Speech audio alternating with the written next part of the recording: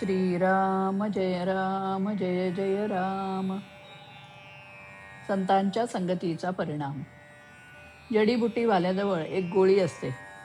ज्याच्या अंगात विष भिनले आहे अशा माणसाच्या जखमेवर ती गोळी नुसती ठेवतात. ती सर्व विष शोषून घेते. नंतर तिला धुतली की ती पूर्ववत होते. त्याचप्रमाणे सत्पुरुषाच्या संगतीने आपले पाप शोषून घेतले जाते आणि पुन्हा तो सत्पुरुष स्वतःच शुद्ध राहतो. सत्संगती मिळेल, पण ती टिकणे फार कठीण आहे. साधारणपणे ज्या विषयाची आपल्याला आवड असते तसलीच संगत आपण बघतो. मीच वाईट म्हणून मी वाईट लोकांची संगत करतो. विषयात दोष नाही म्हणजेच नुसते विषय बाधक होत नाहीत. विषयी लोकांची संगत मात्र फार बाधक असते. संगतीने आपल्यावर बरा वाईट परिणाम होतो. विषयाची गोडी फार, पण तो सुटावा असे वाटू लागले म्हणजे भजन पूजन करणाऱ्याची संगत धरावी. वाईट विचार मनात आले की नामाची जोड ठेवावी. भगवत भक्ताचे मनोराज्य करावे. संतांची परीक्षा विषय सुखावरून नाही करू. आपला सर्वांठायी भगवत भाव वाढू लागला म्हणजे संतांची प्रचिती येते. भगवंताच्या लीला पाहणाऱ्यांनाच खरा आनंद मिळतो. म्हणून संत नेहमी भगवंताविषयीच सांगत असतात. ते जे गातील तो संगीतातला रागच समजावा.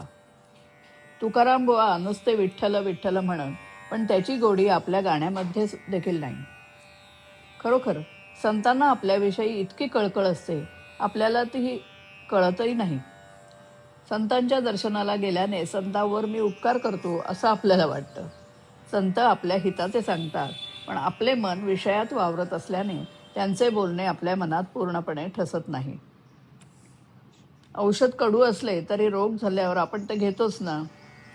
मग प्रपंचातल्या व्याधीने ग्रस्त होऊनही आपण संतांच्या हितकारक बोलण्याकडे का दुर्लक्ष करावे. ज्याला भगवंताचे अधिष्ठान आहे त्याचे कडक बोलणे सुद्धा कोणाला लागणार नाही.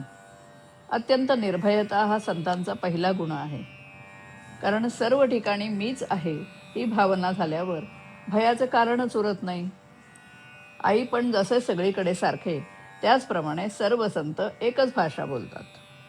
संतांनी मिळवलेले पद मिळवण्याचे साधन आपणही करतो, पण त्यांचे करणे निसंशय असते. तर उलट आपण नेहमी शंकाच व्यक्त करीत असतो. डोळ्यात खुपणारा खडा काढण्यासाठी त्यात लोणी घालतात. त्याने तो न खुपता खडा बाहेर पडतो आणि डोळा थंड होतो. त्याचप्रमाणे संतांची वाणी गोड, मऊ, हितकारक असते. तसे आपण बोलावे. भोग आले की आपल्या मनाला चैन पडत नाही. म्हणून मनाला भगवंताच्या स्मरणात गुंतवून ठेवावे, म्हणजे भोग भोगीत असताना देखील आपले समाधान टिकते. श्रीराम. संत संग दोष नासताती, संत संग दोष नासताती. नामाची आवड विषयी नावड, नामाची आवड विषयी नावड.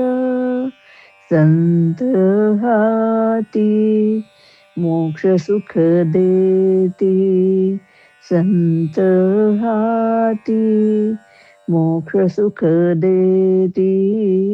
संत संग दोष नासताती, पळविती पाप निवारिती ताप, पळविती पाप निवारिती ताप.